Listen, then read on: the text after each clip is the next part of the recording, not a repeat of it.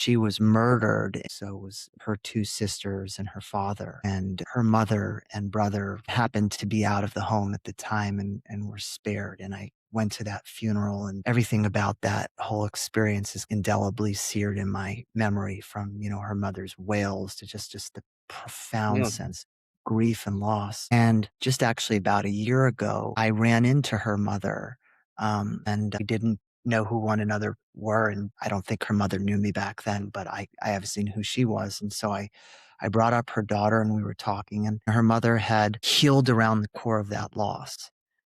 She had remarried. Her son had married and had children. I was so struck by how emotionally accessible she was. But I think the second thing was she had both found happiness and fulfillment, but the pain and the loss and the suffering remained with her to that day. And I was just so struck by how both of those things could exist simultaneously. Yeah, no, and it brought up something for me. And one of the things that I wrote about after losing Billy is how to talk to a parent who's lost a child. And um, I point out that if I had one more person tell me that no parent should outlive their kid, I mean, there's a truth to it, but it's not helpful to tell a parent who's going through that. And what I kind of come to the conclusion is it's better not to say anything than to try to say the right thing.